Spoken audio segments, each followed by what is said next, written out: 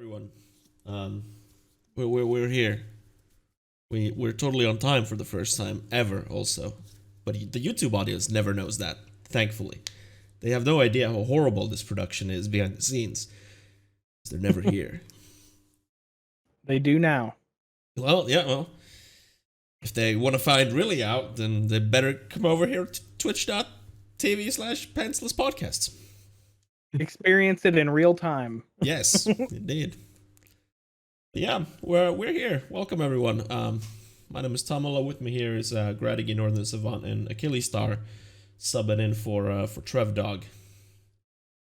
Not the first time though, and probably not the last one. How's everyone doing? Yeah, Trevor is at the beach. Yeah, he was on man. vacation. Yeah.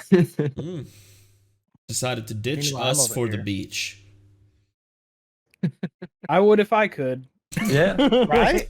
No Said, I'm offense. just over here getting root canals. That beach sounds much more pleasant. Ugh. Yeah, exactly. Well, you got a root canal since the last time you were on here? Yesterday, I got a root canal Yesterday? Oh my Yeah. god. Two yesterday. Ugh. Wow. That's brutal. Yeah. It's still got to be hurting right now, right? I know it doesn't. Actually, it doesn't hurt at all. Surprisingly, it was the drugs they give you to knock you out was the worst part. Like getting over that. Mm. I was pretty groggy, but no, they I don't know, modern science, I guess.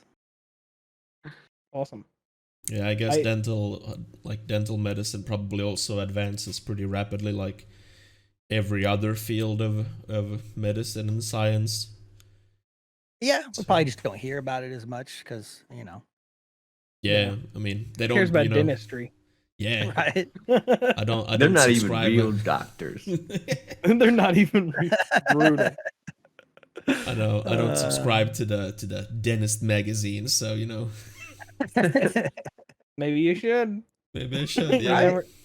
never Keep know on what's going top. on. I mean, the only thing I know about dentistry is that it has the highest suicide rate. Is that still a thing? Of like Wait, any what? profession? Yeah, I believe so. Dentistry has the highest suicide rate of any profession. Yeah, I That believe is so. fucked up. Why? I thought it would be like bartender or something like that. Oh, dentistry. Mouths are gross. Like, I mean, That's well, yeah, just really the whole think about reason. But it's like, Yeah, like- you see that one too many gross mouths, and it's like I'm gonna fucking kill myself. This is it. and you gotta. I mean, If I like, a see kid one more goes- dead tooth. like a kid goes to the doctor and they're nervous about it, right? But almost every kid that goes to the dentist like screams their head off. So you got to deal with that too. I mean, it's just. But offing People- yourself is kind of a big deal. Like, who gives a shit about the kids? Like, at the end of the day, those kids ain't yours, and like, who gives a fuck? Like, I'm thinking about what about those like sweatshop workers in China, for instance? How do those people not off themselves? How would they?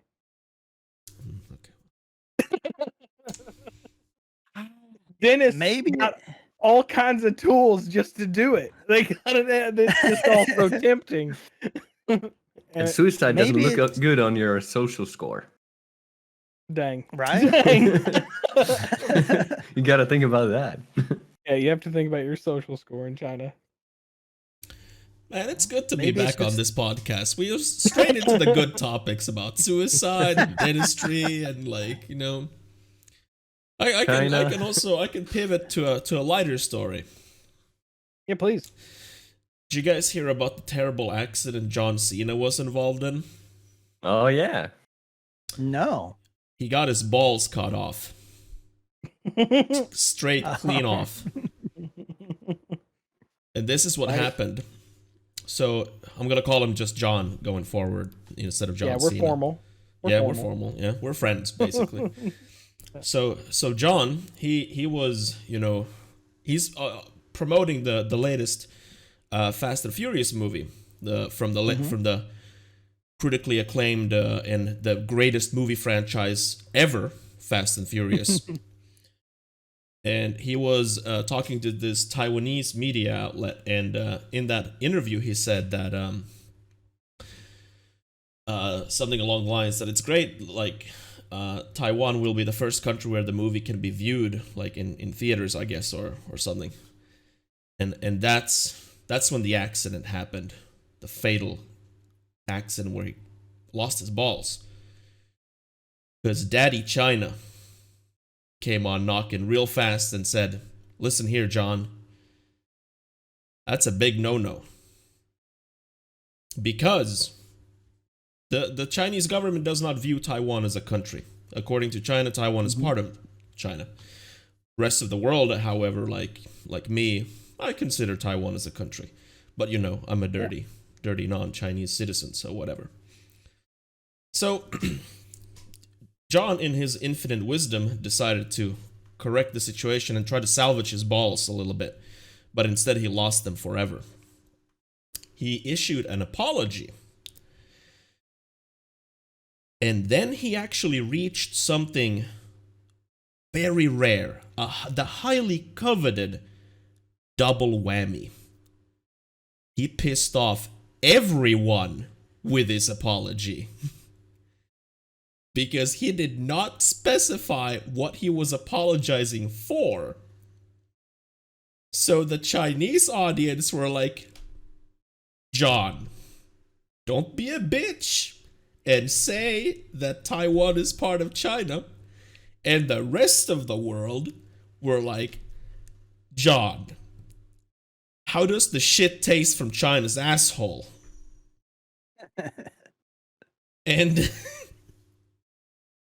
And even like people like Ben Shapiro was criticizing him in a way where I read Ben Shapiro's tweet, a person that I don't agree with almost on anything. And I'm like, motherfucker, John Cena made me actually agree with Ben Shapiro on something. That motherfucker. So in conclusion, John, I hope you find your balls somewhere, you spineless coward. Probably not. But good luck on whatever you're doing, anyway. And I will say this, so there's no, there's no mystery behind this. Taiwan is a country. And I would also like to say, #free Hong Kong, and fuck you, the Chinese Communist Party. Sorry? Fuck you, the Chinese dictatorship. I kind of want to know what's in this Ben Shapiro tweet now.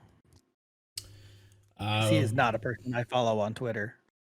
Something like verbatim, something like criticized like John Cena for, siding with a tyrannical regime because of, money. I mean,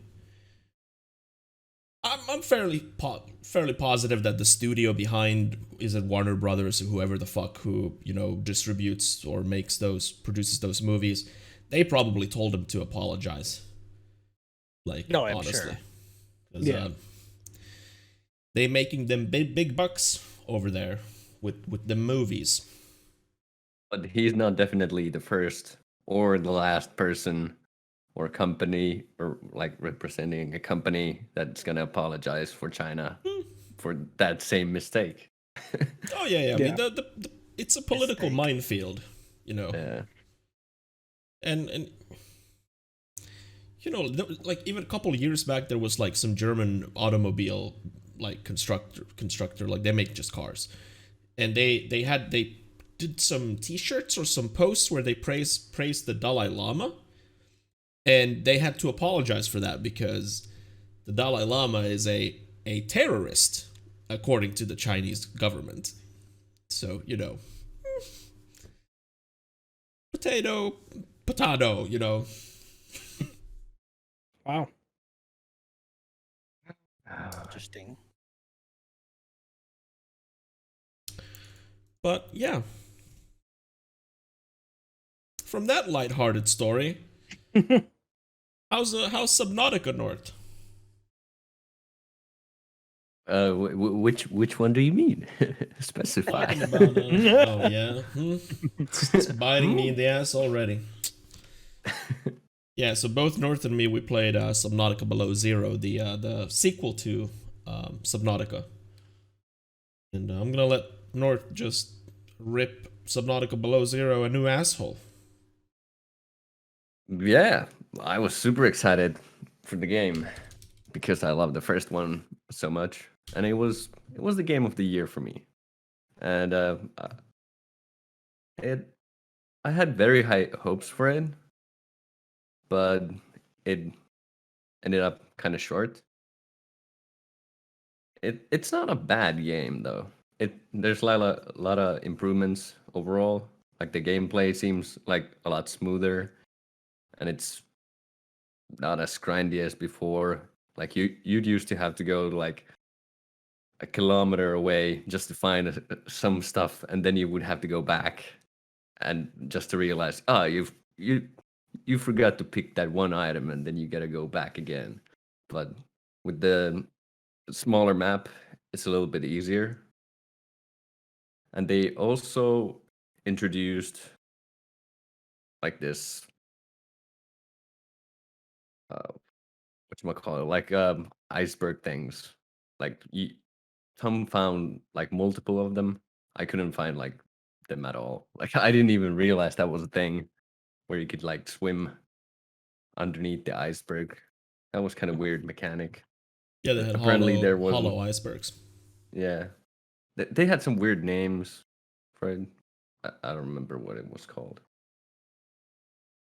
Big point of the Yeah, game is also like the land traversal, which yeah, was present in the first game a little bit, but they really emphasized it in Below Zero, where you had like multiple times you had to hop out of the water and do like land stuff, like search for yeah. things and whatnot.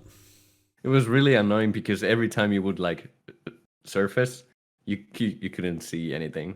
It was horrible. Like the weather was always like snowstorm, or it's like 5 seconds it's sunny, and you get warning that dangerous weather approaching, seek shelter and stuff like that. So you would have like 5 seconds, you could see everything, and then no, It was here's actually some obnoxious. snowstorm. Yeah, Like the cycle of the weather was too quick. yeah, it was kind of weird, but I get it. Like the older game had it had like this weird mist. Like if you would surface, you would be in the middle of the ocean, but your view would be restricted by this mist or whatever. Draw So distance limitations, yeah, basically. yeah. Uh, One complaint that I have is like the versatility of the biomes. There wasn't that many as in the first game. The first area where you start is pretty similar what was in the original game, and I kind of like that because it gives you like the feeling that this is what it's supposed to be, because you started in the previous game in a similar biome.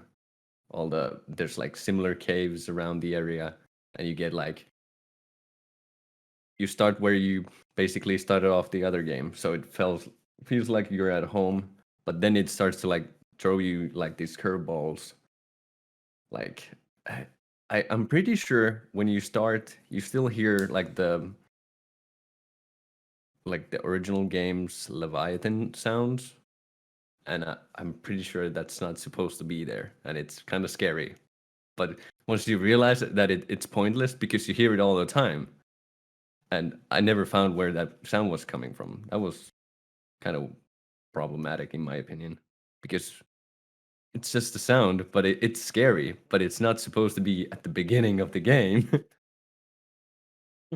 I don't And know if when you when like a noticed that. relatively small fish has the roar of a leviathan and it's not a leviathan, it it wears itself out very Yeah, fast, which and but it poses like no threat. one mechanic that I kind of hate and I love in the game is like those oxygen bubble plants.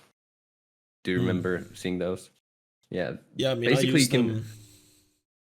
basically you can stay underwater infinitely if you just remember where the oxygen plants are. And it's nerve-wracking because you might have like 15 seconds of oxygen left and you're like 200 meters below, and then you're like, oh shit, I'm running out of oxygen, and now I gotta remember where the hell is the plant to get like 30 seconds more oxygen. And you're constantly like under pressure to like keeping yourself track where you are and where you're supposed to go and where are the plants, so you don't die down there.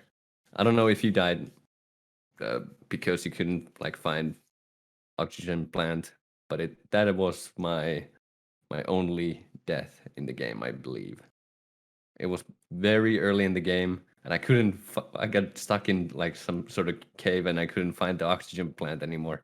And I tried to like swim up, and I died like nearly at the surface, and then I had to like find my way back to, because I had my inventory full. I wanted all that stuff back, and it's kind of weird that it doesn't like end up in a box or like basically like a corpse floating or something like that, so you could like easily pick it up. It's just like when you die, the resources just like start falling down. And it's kind of weird mechanic because you're gonna die and you can't find your stuff anymore. Yeah, the game So is. Oh, go ahead. I was just gonna say, do you think it's worth playing? Then, like, if you like the first one. If you like the first one, probably, yeah. If you want like more story driven, and because it has those same mechanics, like some of the same mechanics from the previous game, you should probably think that this like as a standalone DLC, I would say. That is pretty much the closest I can like think of, because in my opinion, even though it took me around the same time to complete as the original game, but I feel like even though I was like constantly going towards the end, I didn't feel like I was doing something all the time. Like most of the time I was just lost and thinking, what should I do next? Below Zero is a more focused experience of Subnautica compared to the original. The original virtually has no real like big thread to follow. It gives you small like things to do and markers to go to, and usually those have like upgrades of some sort. Now, you find upgrades in Below Zero quicker. I believe it's because the map is way smaller, and like North said, the biome diversity is like night and day. The original has way more biomes and way more diversity with the wildlife compared to Below Zero. And what ended up being a disappointment for me is that there's essentially like the starter area, and then another area where I built my base, and then a third area which is very distinct in itself. And Below Zero, which because it is a more story driven and more focused, it has like more just mission markers basically. So I went to that diverse biome for a mission, like, and did the thing, and then I get the next one, and I'm like, okay, let's start searching for this. But it can't be here because I just was here. Logic says this to me. Like, why would they put the next thing right next to it? So I fucking go around, and I go around again, and I go around again, and then eventually I'm like, okay, fuck this. And where's the fucking next marker? Oh, it's about 200 meters that way from where I was, in the same fucking biome.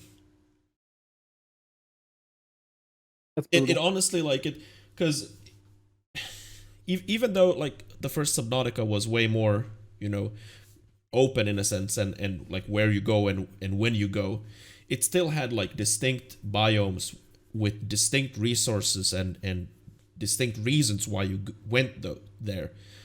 And Below Zero basically has just one place where you go for those distinct things. So it ends up feeling very much like smaller compared to the original. I think you made a base very close to the middle of the map, right? Yes, I did. I think it would be still better if you would make base closer to the pod where you start, because the game wants you to go like slowly go towards the other end of the map, because you will like every time you go past you will see something new when the game tells you to go to like the opposite side of the map, and then you will like swim either or use a vehicle to get there, and you will like see around when you go there. So I think you kind of missed some of the stuff because you didn't move between the pod and your base as much as from your base to the other end of the map. See, to me, it made perfect fucking sense when I found the map, and in the middle of the map there was an island. And when I sussed out that I have been on that island, I'm like, this is in the middle of the map, so why not build a base in the middle of the map so you get everywhere the quickest? You know? My own personal biggest complaint of the game, though, is the atmosphere of the game.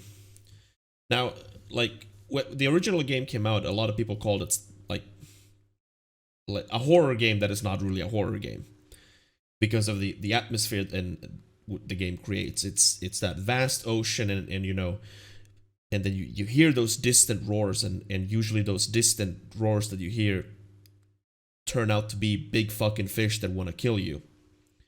And the sort of horror that comes from like going down like below and to parts where it gets dark, and you have your little sea moth vehicle that you're going with, and the lights go just that far that there you go, and the rest is total darkness, and you're like you get to the bottom, and then you can see stuff again and whatever. But it's that unintentional horror, I feel like, that the game created. I don't think that was the vision of the dev team originally, but the sound design was so good that when you hear those distant roars, it scares you, because you're in the fucking few thousand meters down. You have no idea what's there, and you just entered a new fucking biome through some dingy cave, and you know now you're in a lava biome, and there's the biggest goddamn fish you've ever seen in your life, and it comes straight at you. That creates terror. The problem is with Below Zero that they have almost no fish that are bigger. There's I think only 2 fish in the game that are bigger, like much bigger, that pose a threat, when the original game had like 5 or 6. And those bigger fish they had distinct spots where they were, and especially later in the game when you found like the biggest fish, it was goddamn deep. And I feel like you don't go that deep. No, you don't. I remember it going down to like 1,800 meters in the original, maybe, or 1,600, and this one goes to like 1,000, I believe. Sounds like they really just wanted to make a more linear experience overall, for sure, just by like giving you less room to explore, like because that, you know, just by reducing the depth, you're cutting out a lot of just empty space in a lot of cases. I would assume, because there's only so many fish and stuff you can put in, you know, nothingness. And I get that. I do feel like they wanted probably make this like a more, I call it a more focused game, because it holds your hand way more, and that is necessarily not a bad thing. Like, I can understand the criticism for the first game being like when it doesn't hold your hand and you're searching for like one resource and you have no fucking idea where it is and in what biome, and then you just blindly go and search for it. I made the mistake in the first game that I used no beacons, and oh boy, finding things again is a bitch.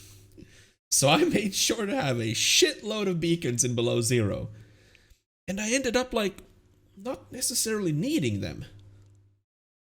For some reason I needed I needed beacons a lot more in Below Zero. For some reason, I felt that in the original game, it was a lot easier to navigate because you would see those biomes and you would instantly know where you are because you know that biome is supposed to be there. So if I'm at that biome, I pretty much know where I'm at. I don't know. It just felt a lot easier for me. And even if I like would hesitate, I would just resurface and see that massive ship in the background, and I would be like, "Huh, there's home." That way. Yeah, the Aurora ship in the first game was definitely a huge goddamn landmark.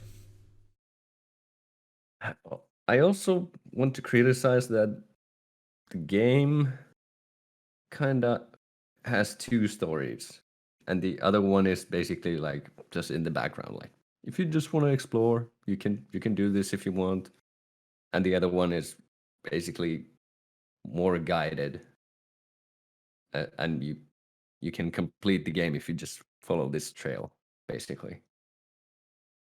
But if you don't know that you missed something, you missed it, and unless you know to go look for it again, you just don't get it.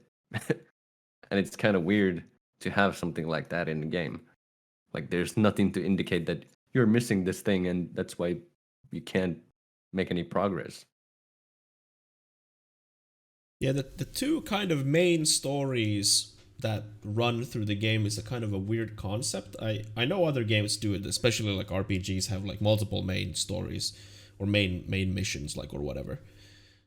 And it, like Nerd said, like Below Zero has like the one story which is very much like handheld, like where you need to go, and then like parallel there goes another story that gives you a lot of like a few waypoints in the beginning until one point where one character like gives you like a PDA, like basically like you read through or listen to the thing, and then it tells you that the item you need is hidden in a cave. That's it. Now go fetch. And I looked up what cave it is. It's pretty obvious. When I looked it up, I'm like, oh yeah, I get it. You know, it wasn't as ridiculous as I thought. But it completely demoralized me when it's like, oh, I hid it in, because I listened to the thing, and there's characters speaking on the PDA like, I hid the in a cave nearby. But I don't know where the PDA was recorded. Cave nearby is like, I have a huge fucking ocean here. It could be in any fucking cave. But yeah. And also navigating like in the land areas, it's so annoying because all you see is like these iceberg walls, and that's it. There's hardly any landmarks, and the area is not very small. It's actually quite huge, and you still have to like navigate through it, and it's just paining the ass and annoying to get there. Yeah, the main like big island where you can walk around is fairly huge, and it doesn't have a whole lot of landmarks, but it has a lot of branching paths, and like it zigzags a lot, and overall I feel like the walking part in the first game was by far the worst part of the game, and I feel like the walking part of Below Zero is again the worst part of the game. So, you know, maybe next time they'll, you know, won't have that walking part, but I'm sure they will. Is it just the pace, like the pace that you're traveling at? Like if they gave you a way to move around faster? It's janky. Yeah. Like the game is clearly made with the intention of being like in this like this 3-dimensional space where you can go like in any which direction. Mm-hmm. And then they put you like on land with gravity and with legs, and it just feels janky. Also, they introduced this new mechanic of like whatchamacallit? Like you get cold when you're on the surface, which is kind of weird. You get cold because it's fucking cold. Yeah, but the water is also super cold. Why don't you get cold there? Come on, dude, you're a chemist. You know why it's warmer in the water. Yeah, but still. It's kind of dumb mechanic because you can just work around it basically. If you come prepared, it's never gonna be a problem. Unlike the oxygen, regardless if you come prepared, it's probably gonna be a problem at some point.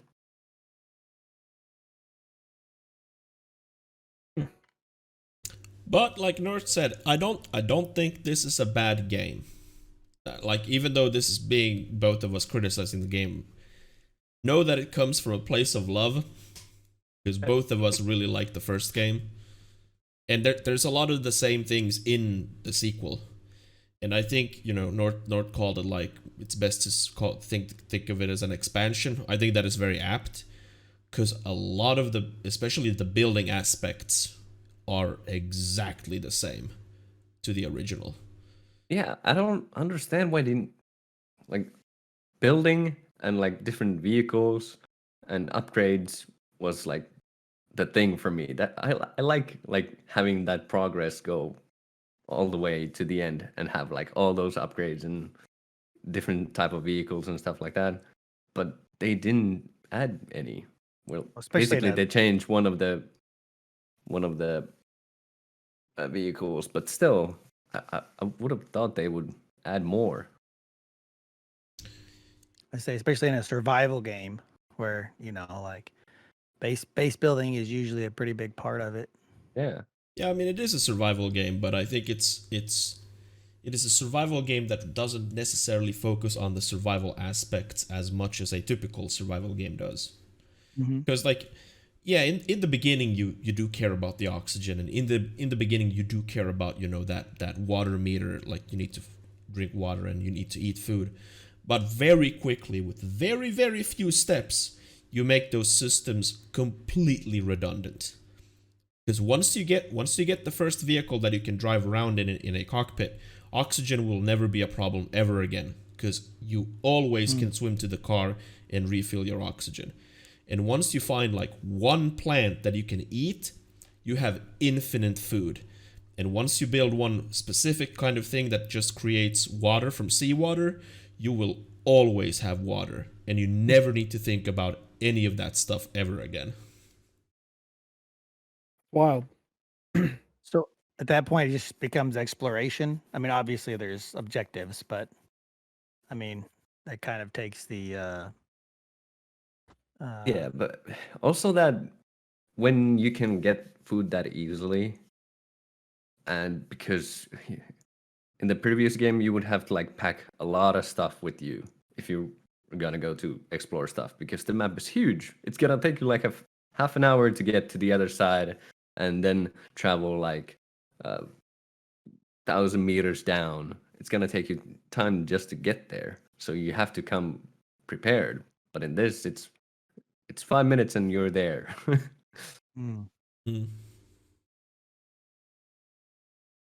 I did enjoy the base building though, even though it's practically the same as in the first game. I did enjoy like the base building aspects, and there is that progression towards the vehicles and the vehicle upgrades and your suit upgrades essentially, and those are those type of like objectives that I really enjoyed in the first game, and again I enjoyed them in the sequel.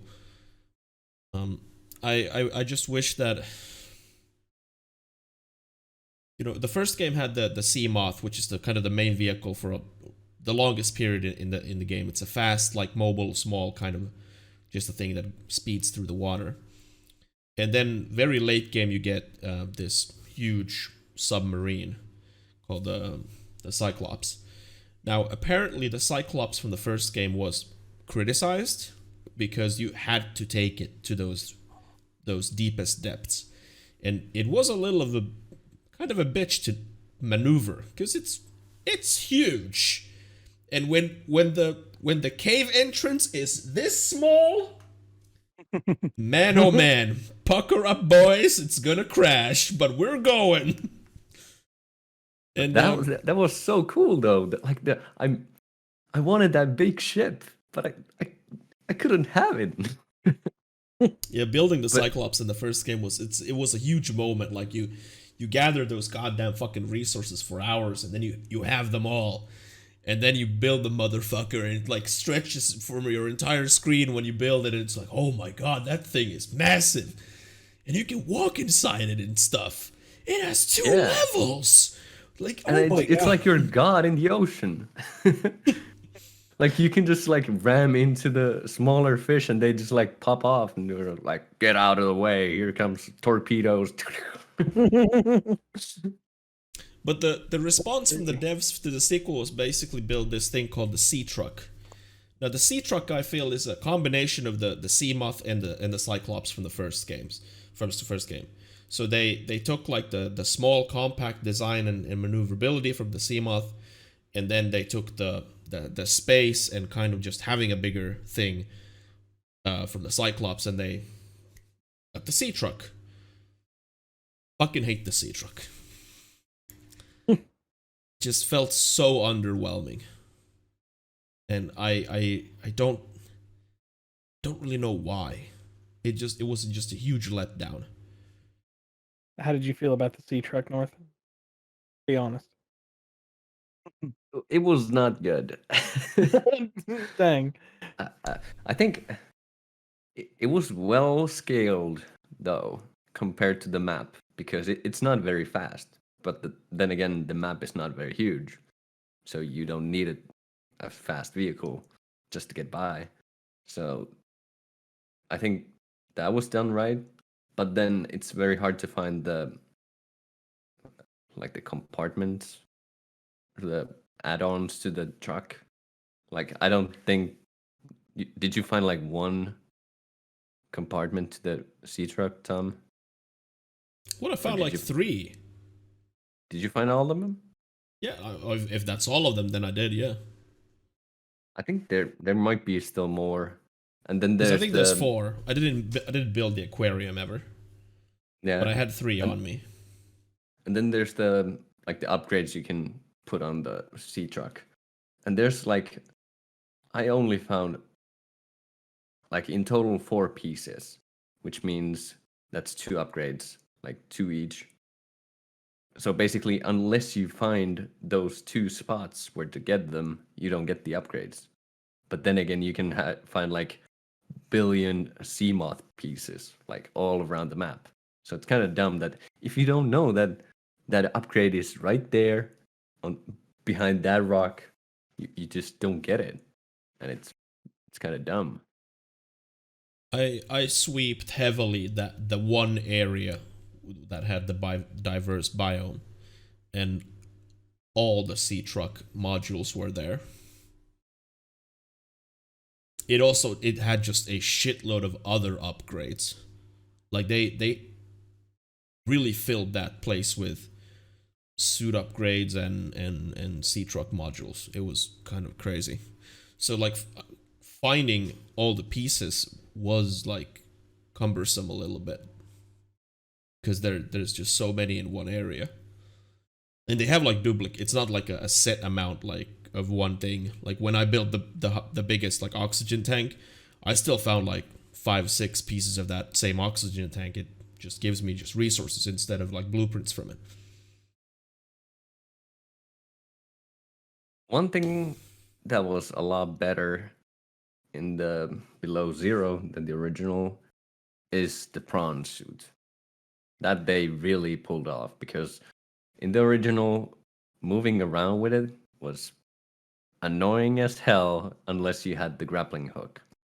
But they made the prawn suit so good in Below Zero that you didn't need the grappling hook, even though they pretty much gave it for free. And I ended up not using it because it was so good. It didn't need it anymore. And to explain what the prawn suit is, it's a mech suit essentially that sinks to the bottom that you walk around in. And you can jump and grapple and mine resources. Yeah, they basically made it easier that you can like move horizontally through water, which was not really possible with in the original. Basically, you'd have to like do these jumps to get around, but you in the below zero you could just like make these very long jumps with the I don't know, some sort of like jetpack system. Yeah, I mean the prawn suit was basically a late games thing in the original, but they gave the prawn suit like instantly in below zero. It was kind of weird. Also, you know, like those bigger deposits of ores you can mine with the prawn suit? Hmm. Did you find lead ore that was in that like deposit? I was never like, if I needed lead, I just put the scanner room on and finding lead, and I had lead. I never was like panicked about it. I used the prawn suit to like good extent, and because I wanted to get like a lot of resources before I go exploring, and I was always out of lead because there was no deposits. I would have to do what you did, basically put the scanner on and just go look for lead that way, because there was no deposits for it. It was kind of weird. The more building you do in the game, the more you just need more resources. And I know that I did not build too much. So I wasn't like starved for resources. I put a lot of my resources into upgrades anyway. The game is very forgiving in the building part. Like if you just build something and you misplaced it, or you just want to move it to another location, you can just like deconstruct it and move. And I think that's kind of, it's good and it's bad because you don't need as much resources if you just want to build another base or if you want to move it, because you can just like deconstruct it, take it away, put it somewhere else, and build it there. It basically just makes the game a little bit shorter, less grindy. Every game with building needs to have the same mechanic. No, no. If you I agree. if you deconstruct something, give me all the fucking resources back. Don't make me go get those again. Yeah. Yes. Or just don't give me the option to deconstruct it. Yeah. Or that. That yeah. was one of the reasons I found Factorio to be so freaking addicting, because like you could build your entire base, tear everything down, and do it again if you want. Like it's Yeah, I mean, in Factorio you kind of need to do that too. yeah, absolutely. It would be horrible if you didn't get back 100% of your resources. Yeah, it's a punishment. Yeah. I guess I can see some games, maybe that makes sense, where you get back a percentage of your resource depending on, so forcing you to think it through. But to me, it only makes sense if there's a very few, like if there's a maybe something special that you have to build, you can only build one of, and where it goes is kind of important. And up front what like if there's a bonus or something for putting it in a certain spot. Like nothing's worse than it's like, oh, if I would have put this here, I would have gotten a bigger bonus. Well, I can still do that, but now I got to tear it down. I take a penalty for that. If it's something I knew up front, then it's not nearly as hard to swallow. But when you don't, those are the types of things in games where it's like, just give me all my resources back, Yeah, I think Valheim did a pretty good job of that. It was like the stuff that had like hard to get materials, or like most of your crafting stuff, that was all things that you could just like tear down and put back up. But then like defensive walls and some blocks like that, they didn't give you 100% back. So I think that was done really well. Yeah, you just go chop down a tree and you pretty much got what you lost. Yeah. And plus, and stuff in that game deteriorates. You have to use materials to fix your fences anyway. So I think that's factored. I believe that was factored in. You know, well, not stamina was the word I'm looking for, but whatever health Durability. it has left, durability. There you go. Yeah. Whatever it had left, that would determine how many resources you would get back. I think for most stuff, though, if you tore it down right away, it would give you pretty close to all, if not all, back. Yeah. I know the only thing that I could tear down immediately was the that it never did was the defensive spikes. Yeah. Oh, okay. Yeah. The spikes. Yeah. Yeah. I'm assuming that's just so you can't like cheese it and like pick it up and then hurt the guy and then put it down and then pick it back up and then put it down at full health and pick it back up and that makes sense. Yeah. Oh yeah, Subnautica Below Zero. If you like the first game and you just wanted a little bit more, something a little different, get the game. Maybe on sale. Yeah, I would How like much to is make it it very full clear price? that me and North are probably. Let me look actually.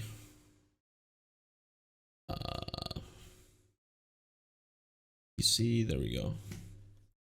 Well, okay, no, Metacritic user score is 7.1. Okay, well, it has very little reviews actually, so 9 positive, 6 mixed, and 8 negative. And well, yeah, quick skim. Yeah, people have basically the same complaints as North and me. But overall, I believe, like, I think North and me are kind of in the minority with how much we criticize this game. I think it's a fair bet to say that if you like the original, you probably will like Below Zero too.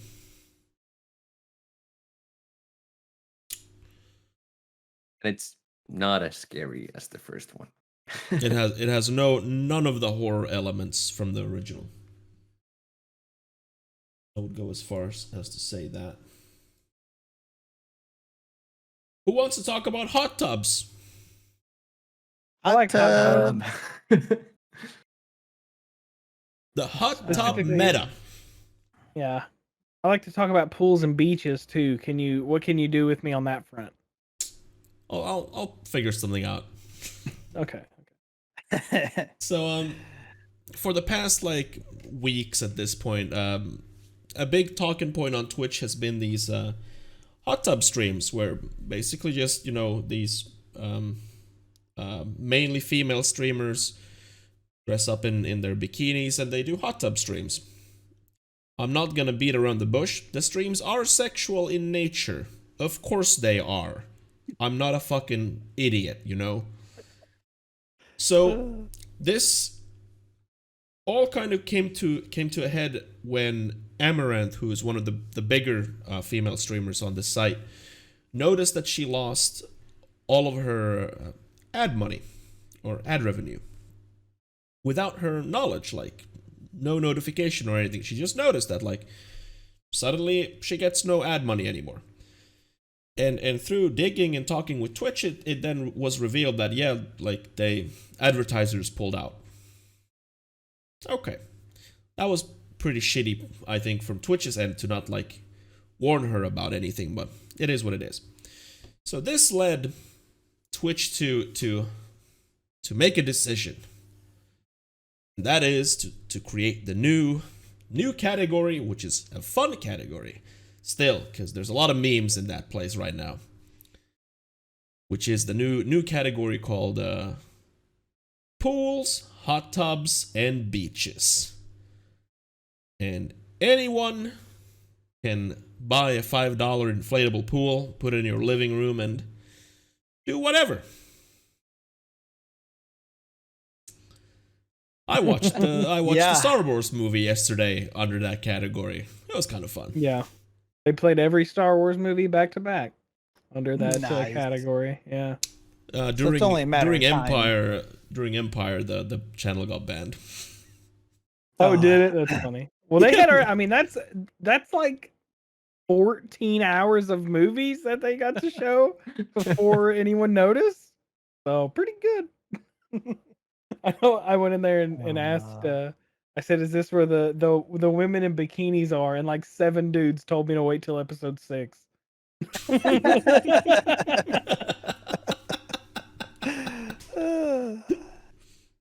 Like, dang, you guys really know what's up. That's pretty good. Yeah.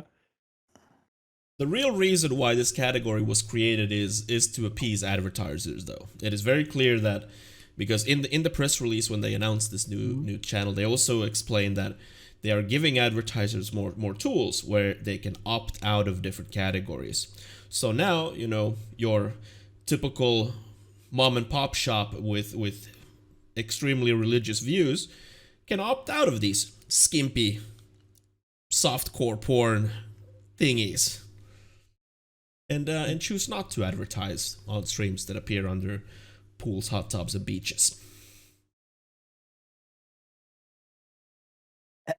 And stop me if you guys have already discussed this before, but wasn't Twitch looking at a sort of a rating system for channels to provide to advertisers? They involve, like if you had your channel set for adult content, and then supposedly they were going to make an algorithm that would They already have categorize that farther. They 100% have that. Because Amaranth was the only streamer who did not receive her ad money. Well, she was or she wasn't? She was the only one. Right. No other TD streamer lost their ad revenue. So there has to be something there that they control themselves. I believe that, but that wouldn't be an algorithm, though, right? That would be just Twitch going, that would just be or a guy, advertiser, or somebody complaining about it. But supposedly they were working on a way for it to grade you automatically, and then advertisers could say, all right, we only want to, which as far as like the adult content, that'd be super easy. Advertisers would be like, hey, we don't want to advertise on anybody's channel that's adult content only. And that's, I totally understand. What pisses me off, and I could give 2 shits about Amaranth, but for them to do it without saying anything is a big bunch of bullshit for Twitch. To just pull somebody's ad money like that without saying, hey, our advertisers have come to us and said this, we're going to pull it, or saying, hey, if you do this, you might lose your ad.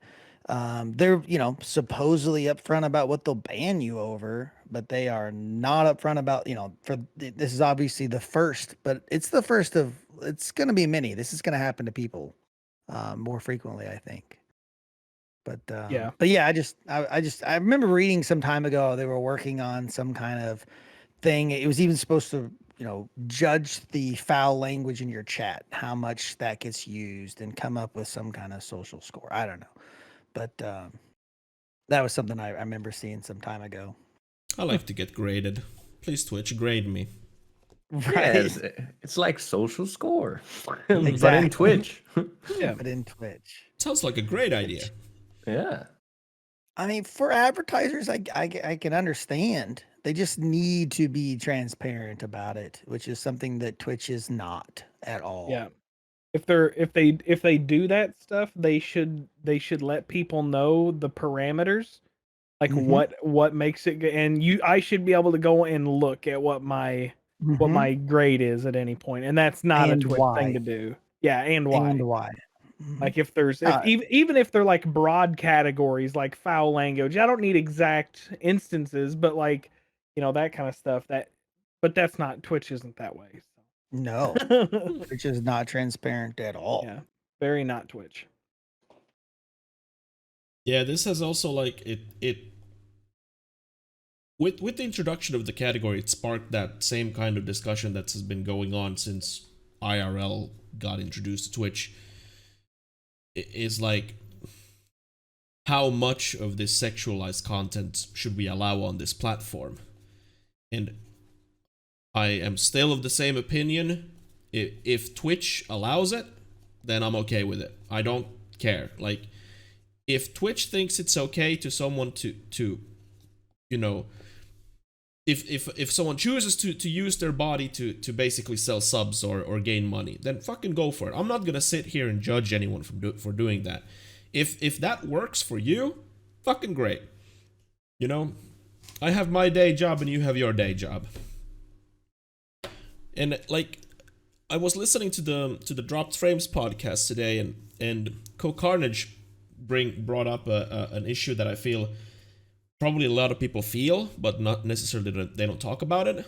He strongly feels about that Twitch used to be a gaming website, and he wants it to still be a gaming website. But I'm like, but please, open your eyes. There has been non-gaming related streams on Twitch for years. And, you know, why should they not be here? I mean, just today, there was a Spanish stream with over 1 million people watching of live boxing. Should that not exist on Twitch?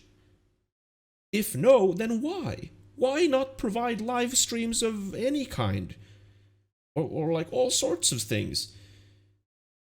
Like, I've found cool people that build Lego sets on this site.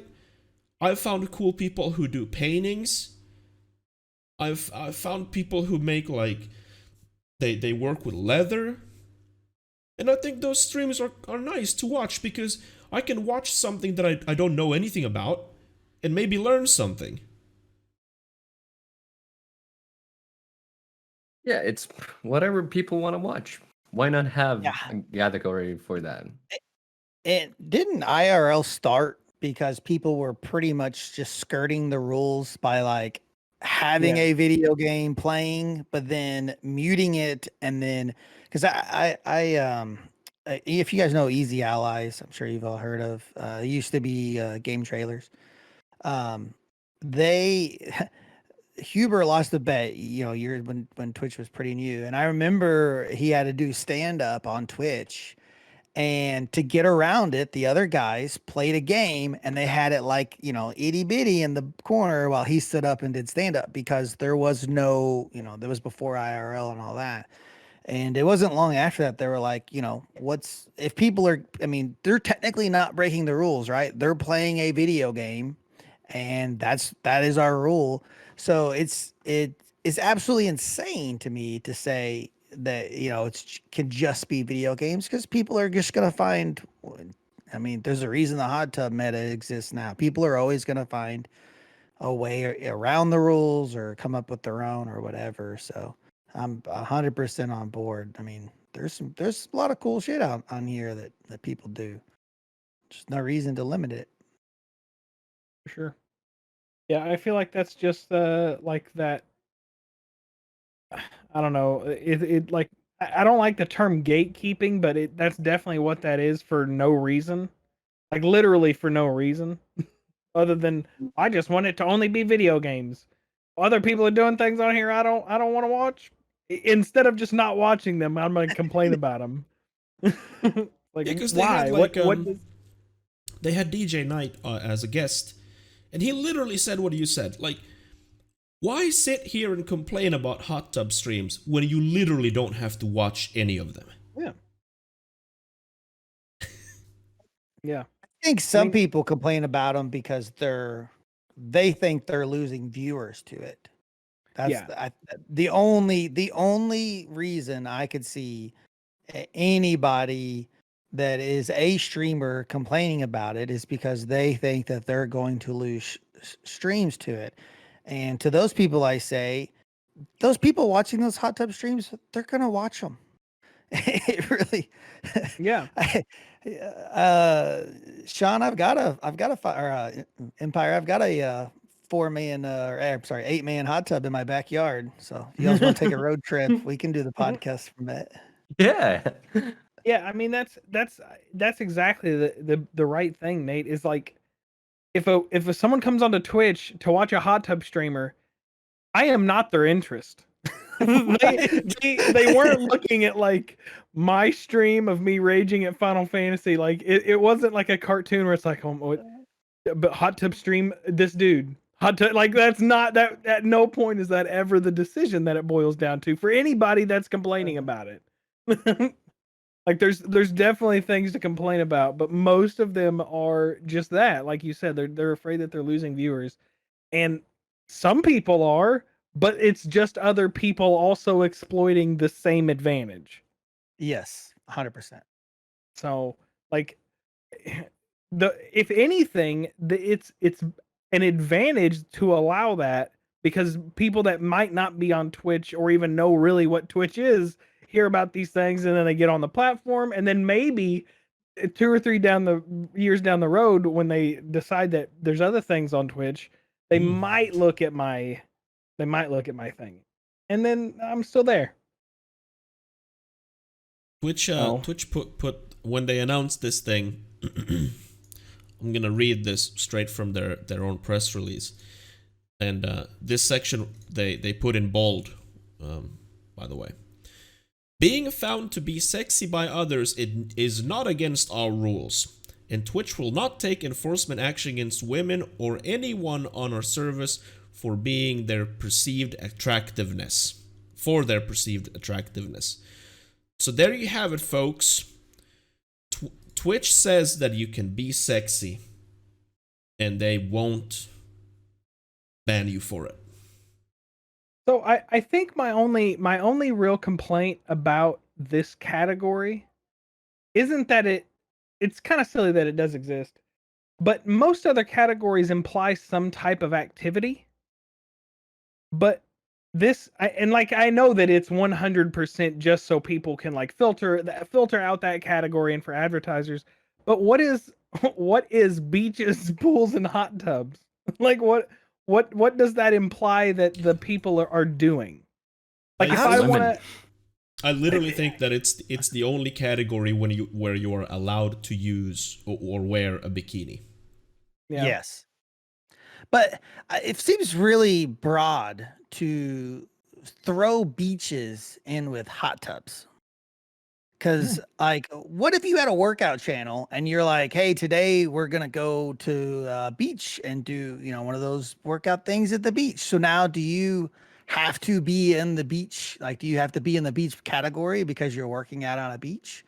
Like, Right. I realize that's kind of a really specific thing, but it just seems like there's a big difference between a beach and a hot tub. That I feel like it's none just, of those people have hot tubs though. Well, they're That's all true. inflatable hot tubs. Yeah. They all have inflatable hot tubs. So I just don't like that it's just blatantly places that you would wear a bikini. It's like, well, just say it's the bikini category. Exactly. Like, can we not just do the? Yeah, I mean that's what it is realistically. Like it is a category to okay bikinis. Just call a duck a duck. I mean, at that point, you just have to like call it like here be sexual content. Right. And I just own that. I'm fine with that. They don't even have to call it bikini. They could call it swimsuit, right? You could have a swimsuit channel. And like people like, I mean, at this point, why not just have a models channel? I'm not even being like facetious or sarcastic. Like, have a models channel. Fuck this just chatting stuff. Let's get rid. I mean, don't get rid of the just chatting category, but just chatting is way too broad. Like, I mean, they could just have a models. Now, to what somebody else mentioned about horny 14-year-olds, I do think that Twitch does need to do. They need something like Hulu and Netflix has, where you can have parental controls, and maybe they do. I don't know. I don't have kids, but maybe they're working on that. I don't know, but yeah, beaches, hot tubs, and pools, or whatever it's called, is the stupidest thing I've ever heard of. Just call it the swimsuit channel and be done with it. Yeah, I would be okay with the swimsuit channel. Yeah, that's what it is. Yeah, who knows? I think this is. I mean, because it literally only exists for the advertisers. That's yeah. It was the clearest like option Twitch had, because clearly they stuff that we don't know, but I can kind of be sure of it. They probably had pressure from advertisers, like with Amaranth, because she lost her ad revenue, and not only like because Twitch lost the ad revenue there too, right? If she loses, they lose too. So clearly there has to be some sort of like pressure, like we don't want to have our ads on this type of content. Well, okay, well, let's put all these people then in their separate category, and you can just opt out of it and then continue. It has to be like that simple. Absolutely. Some more Twitch things, though. Now, this is way more positive. Twitch released today a very extensive. Now I'm going to link this in chat. An extensive list of new tags that you can use to associate your channel with. Now, among these, the more notable ones, to at least to my mind, there's a lot of LGBTQ categories finally for people who want to use those. I mean, people have been asking for those tags for years, and finally, like, they made this simple thing as adding fucking tags. They also have a bunch of mental health related tags, a lot of disability tags, a lot of nationality tags, and ethnicity tags. Now these should have been here fucking years ago, honestly. But it's nice that they actually are now. And yeah.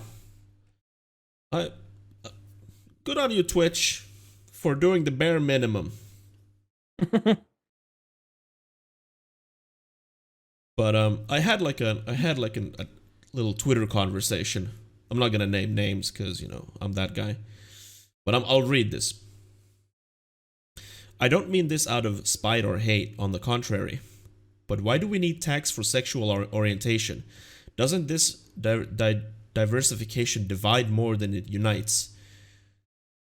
And my own interpretation is that those tags exist there because those people have asked for those tags. And maybe there's a black gay dude somewhere around the world who wants to find other black gay streamers. And if that is now more easier to do, then is that not a positive? And I said basically like that. And ultimately where we came, like, where the discussion went was this dude on Twitter, basically what he feels will happen is that people will use these tags to just be racists and bigots and whatnot, because it's easier now. You can find those marginalized people easier and then be douchebags against those. But my response to that is that there has been, bigots and racists forever. And, they're not gonna not be there. And just because those exist, why not still just service the people who have been asking for these tags for years? Yeah. And, I think you're probably going to find a lot more people using them for good than for bad. And the advantage is, like, those guys are going to make themselves known very quickly. And it does not take very long to type in BAN. Exactly. Exactly what I was thinking. It's like, well, if they find your way onto your channel because of your tag and they're there to be a tool, you ban them. It's that easy. Slam jam those dudes. Absolutely. Yeah. Definitely. And as they I think that'll help a lot of people even become like bigger communities with one another. So if one of those guys starts going into one or two of them, he's going to start showing up in chats where he's already slammed. That they can definitely let each other know, hey, douchebag nozzle 42069 blaze it, you need to ban that guy, and he's going to show up in places where he's already not welcome. So, yeah. It's also easier to find a person to raid if you're looking for someone who perhaps has a similar content or similar background and you just want to raid that. Yeah. Yeah, we Just also finding like communities in general. Yeah. yeah, definitely. Like we also like crossed the discussion on Twitter where this dude basically what he said that shouldn't the game category be the one thing that unites us? And I'm like, sure, for you and me, but I'm not gonna speak for everyone else on Twitch. Like if the unifying factor for other people is that you want to find trans gamers or you know or autistic like creators, then you don't give a shit about the game. You just want to find somebody who you can connect with. Like it doesn't just because we stream games doesn't mean that the game needs to be the unifying factor between us. It's for us probably, you know, because you know, but that doesn't mean that just because I'm okay where I'm right now doesn't mean that everyone else is okay where they are. You flip that around too. Like if I find somebody that's playing a game that I like, that doesn't mean I'm gonna automatically like that person just because they're playing a game that I like, right? So it's I care more, you know, people are watching you because they care more about the streamer, not the game. I mean, exactly what you're saying, but you know, just to kind of put an even bigger emphasis on it. And I mean, it just seems absolutely insane. Like it goes right back to the whole hot tub thing. If you don't like it, then who cares? Like, why, what's it to you if somebody's using a tag that you don't like? Then that's kind of your problem, not their problem. Yeah, like fuck it. Like I'm like I went through the tags like a majority, and I'm not gonna change anything with my own channel. Like the only one that I can feel like remotely even using is the nationality one, like put Finnish nationality. But like ultimately my channel is not about being Finn or living in Finland in the first place. And you know, my stream is in English anyway, so I don't speak Finnish. I mean, if someone just speaks Finnish to me, I will answer in Finnish, but you know, the point being that these tags are not for me. But they are definitely for a shitload of other people. Like I don't know how anyone can look at this as a negative. It blows my mind. Yeah, for sure. It's definitely awesome. I'm just scrolling through them now, and there's a lot. I mean, there's a lot of different stuff in here for sure. I'm probably gonna go through and add some because I don't think I have any on mine that weren't automatically added. I'll probably go through and add some of these as well. It's a lot. It's a lot. Yeah, there's a wide array of different tags.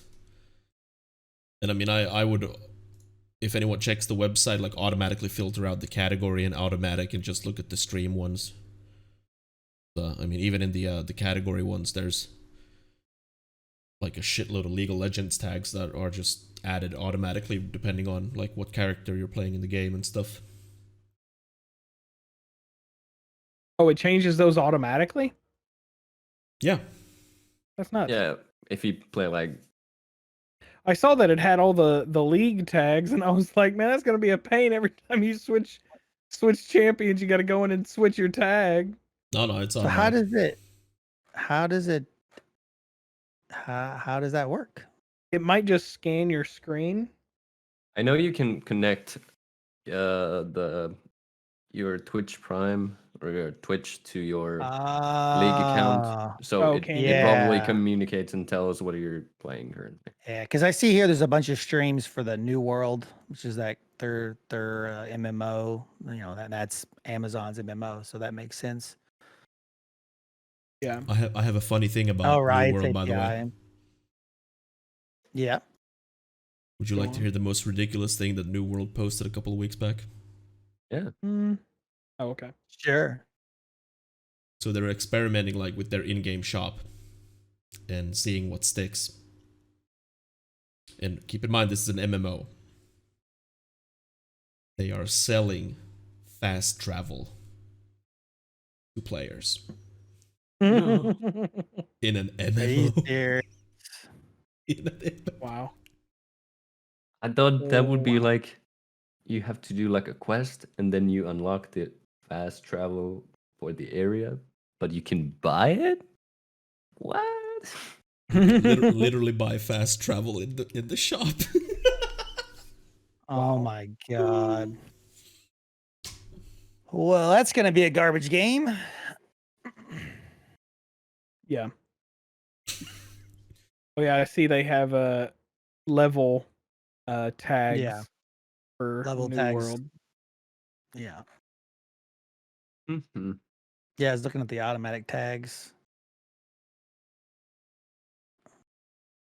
Which, But it's yeah, pretty like much Rosa's saying in chat, a 90% handful of games already fun. do like the automatic things. I know CS:GO does it, Dota does it, League does it, Valorant probably does something too. Yeah, I mean Discord does the same kind of thing. Like it can show you like match stats like on user profiles and Mhm. stuff. Yeah. Yeah, good on you, Twitch, for introducing tags. A little late, but whatever, man. Yes, I knew you better could late do than it. never. I believed Definitely. in him the whole time. Full faith, man. Cool. Neat. Yeah. Summer Game Fest got announced. It will happen on the 10th next month. A day after our pre E3 podcast. Hmm. Like, And Yeah. So yeah. gonna be good stuff, I think. Hopefully. I'm ready, man. Hopefully. Yeah, I really don't know, with last year being so barren, I really don't know what to expect at all this year. Hopefully So some nutty stuff. yeah, we're gonna have like a pre E3 episode. That is the next episode. So we're not gonna obviously talk about E3 right now or any surrounding. There's like it's not just E3. So Summer Game Fest is happening, and there's a Sony State of Play tomorrow, and they're gonna have like an extended look on the new Horizon Zero Dawn game, and there's like shit. There's just a fuckload of different things like starting tomorrow. Small like showcases and things. It's ramping up, and the rumor mill is like starting. But the only like tangible rumor that I've heard is that there's supposedly some sort of like Souls like Final Fantasy game in the works by Team Ninja, who's known for making Neo. But who That could be knows? exciting. Oh yeah, definitely. I kind of expect this year from game announcements to be a little bit light, simply because of, I feel like Dev probably took a hit last year, but you never know. Sorry, I didn't mean to interrupt you, Gratitude. Oh no, wasn't gonna say anything. Made you forget. Yeah. I can't remember what it was. It wasn't anything big though. I think Oh, I said or it could be nothing at all. That was because I just Oh. said it could be cool or it could be nothing at all. so. Yeah. Like you said, Joe. Like last year was so barren, and I do think that last year was kind of probably a blessing in disguise for a lot of companies, considering the new console generation. And usually the first year at least of the new console generation, it's pretty shit. And I think a lot of developers probably looked at that and be like, whew, like we don't have to lie. That's nice. Yeah. Yeah, outside of like the few hype launch games, there's usually not anything right after for a while. Yeah. So I do think that this year a lot of companies, what they will do is they're going to showcase a lot of games that are coming out next year. We're going to have the annualized series coming out like after summer, of course, but I think a lot of sites are already like checking out to 2022. Yeah, it's not a good moment to release like a new PlayStation game because there's so limited amount of PlayStations right now. Or at least the Yeah. PS5s. So why would you release it now if the first 2 weeks are the critical sales moment? Yeah. Has availability not gotten any better? Nope. Nope. Still fucked. Yeah. It's not entirely their fault.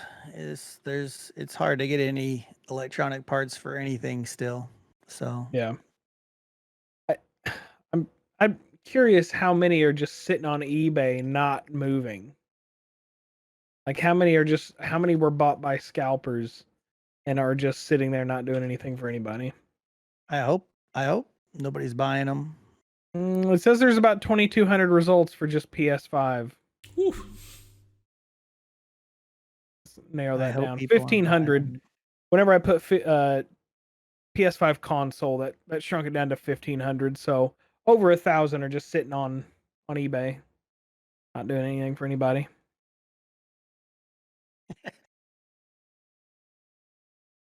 And they're all on there for like $1,000. They're all listed for $1,000. I'm not gonna. Who? No, Who's gonna do stupid. that? It's absolutely stupid. At least I hope. I mean, there's always going to be a few, but I would love to see the scalpers get screwed on this one. Yeah. I do think they get That's screwed. Because What's that?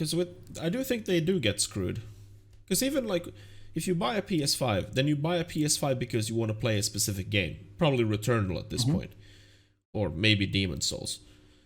But they're like, when the game library of like those big hitters is so small, why would you need a console? Yeah. For real. Doesn't make sense. Yeah. No, I agree. Yeah. I agree completely. Ratchet and Clank comes out like in a couple days. That's like the next big hit.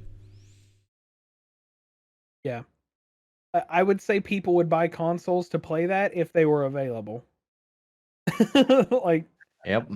I do feel like Ratchet and Clank is a console seller. Like that is still a big Sony flagship, and people would buy a PS5 if they could just to play that. And that's what hurts the most. Yeah, it's not a good moment to release Ratchet and Clank. But No. then again, it's whenever people get hands on their PS5, they're probably gonna buy it. Yeah. Oh yeah, for sure. Yeah, whenever it's like $30, whenever it's marked down to $30, and then there's gonna be another CEO bitching at us for not buying it at full price on Twitter. Oh, Like, if you man. wanted a sequel to Ratchet and Clank, you should have bought it at full price. I couldn't play it at full price.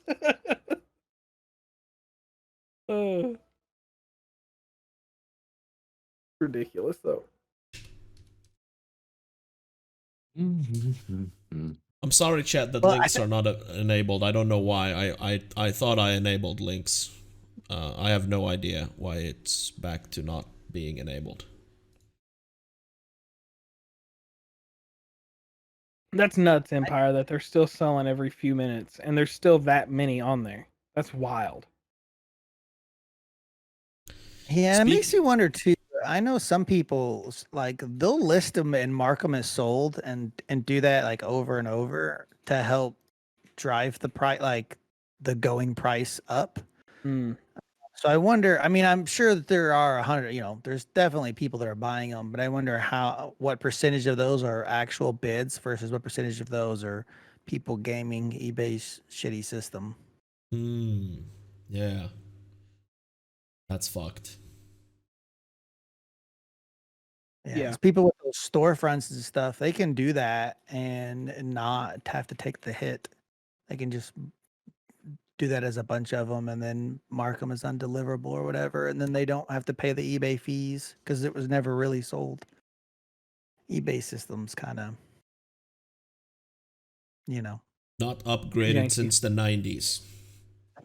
right? Pretty much. But I'm still waiting for Final Fantasy VII. Yeah. $70 for console games on top of that. It's a little ridiculous. Yeah.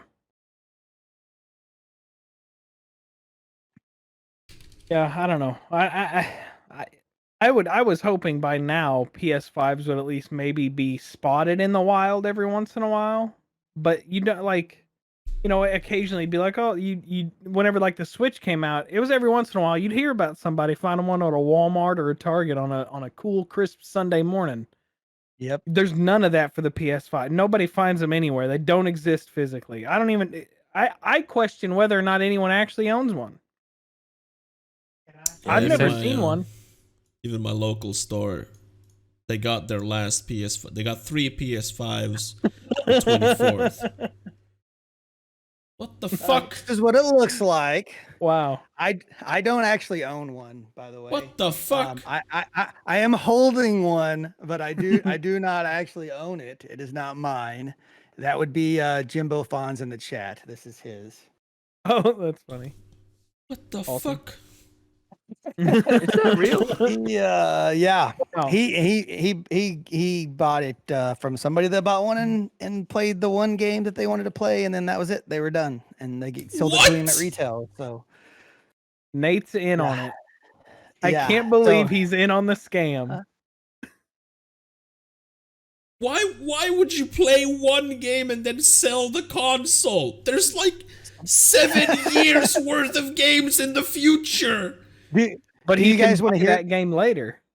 Do you guys want to hear You the can buy it story? again. Do we have time? Do we have Yeah. time for Yeah. it? All right, hold on. Sir, is- would you come tell the story? He's actually here with me. We're gonna have a special but guest here. Yeah, Jimbo special Fonz. guest Jimbo Yeah. Fonz. Come on in, Jimbo. Tell the story. Well, nothing too exciting. So I work in the surgery field, and one of my friends is a CRNA, and he bought it at a scalp price, paid $1,000 for the disc-based version of it, and sold it to me for $400. Oh my gosh. He's like, I'm done. He wanted to play. I can't even remember what game he wanted to play. I think it was the Little Nightmares 2. It wasn't even anything exciting. Oh my gosh. Wait, what? He paid $600 for the privilege of playing Little Nightmares 2. That's Yeah. nuts. What? Well, when you make What? when you make $310,000 a year, I guess you can do stuff like that. I'm that's getting fair. irrationally mad right now. He was originally going to sell it to me for $200, and I was like, no, that would be taking advantage of the situation. I was like, I'll give you $400 for it. Oh my gosh. the That's fuck? wild. You're a lucky son of a bitch. It's played one game. Well, I guess now Demon Souls too, because I played a little bit of that. Nice. Fuck. Well, But yeah, I'll give it back over to Achilles Star here. all right, Yeah. man. Thanks for Right, the dude. story. Thanks for letting me Yeah. join. Yeah. Thanks for being here. He looks like a Jimbo.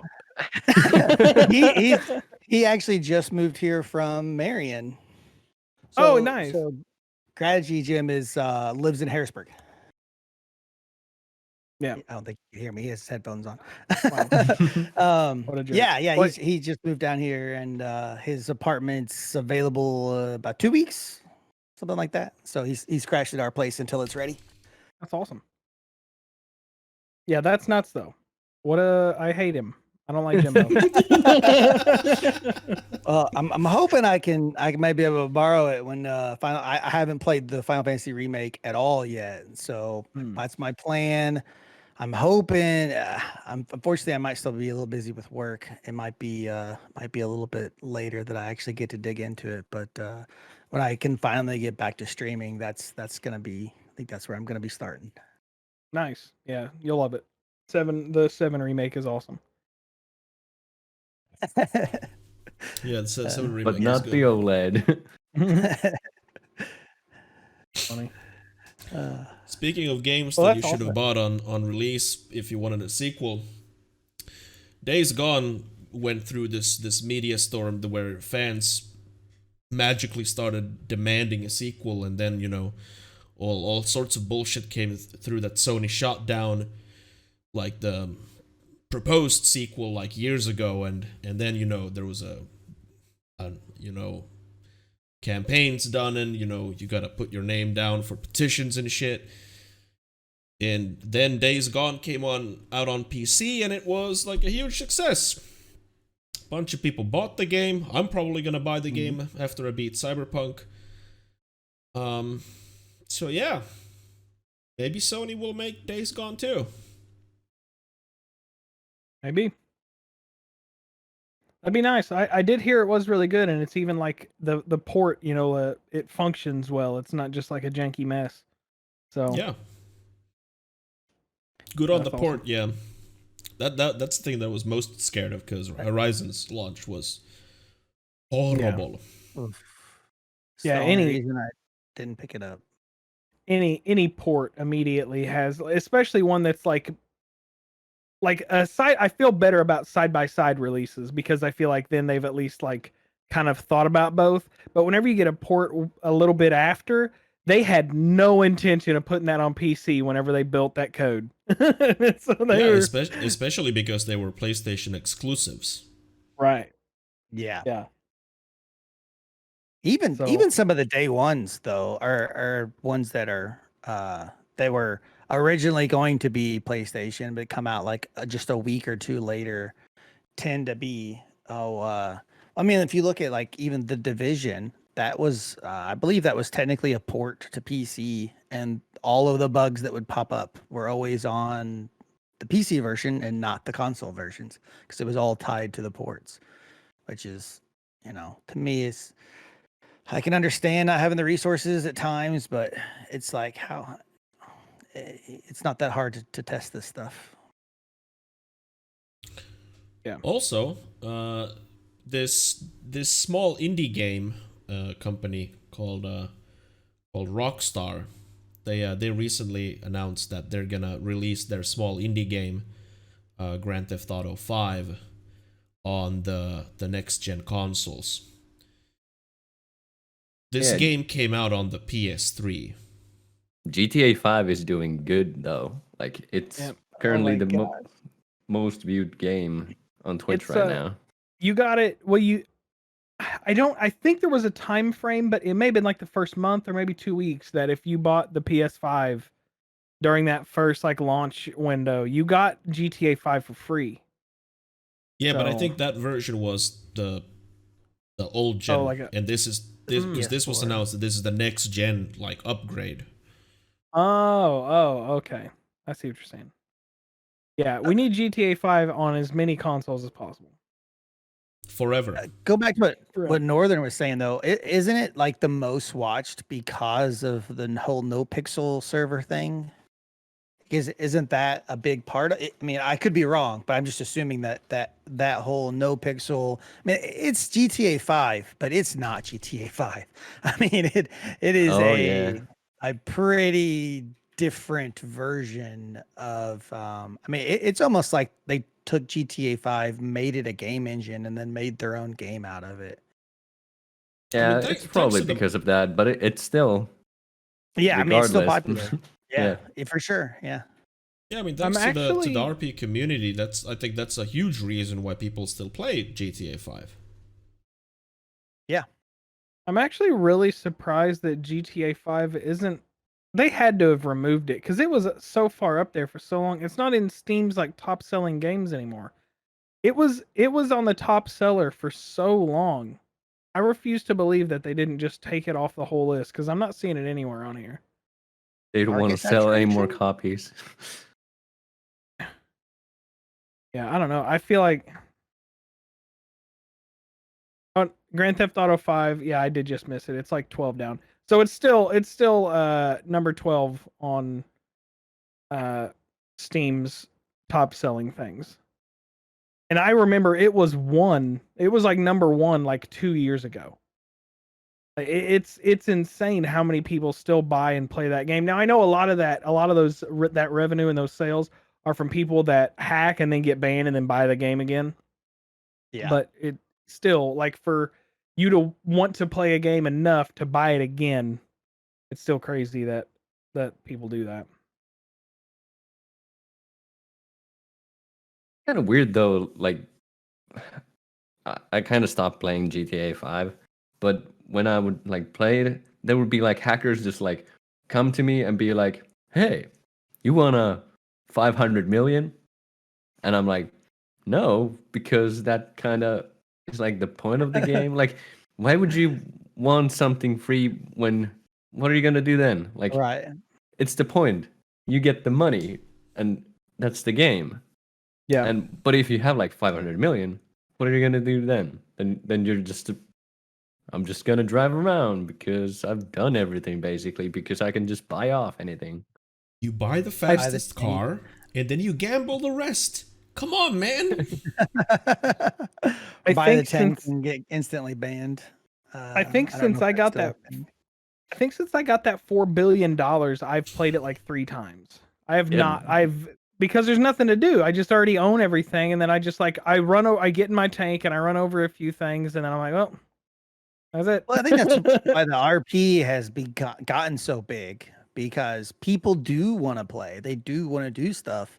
But, once you have the money, like you guys were both saying, what else is there to do? Whereas, and that, from what I've read about NoPixel, I mean, it's like you can be a freaking trash man if you want. And I don't know how fun that is to just drive around and pick up people's trash.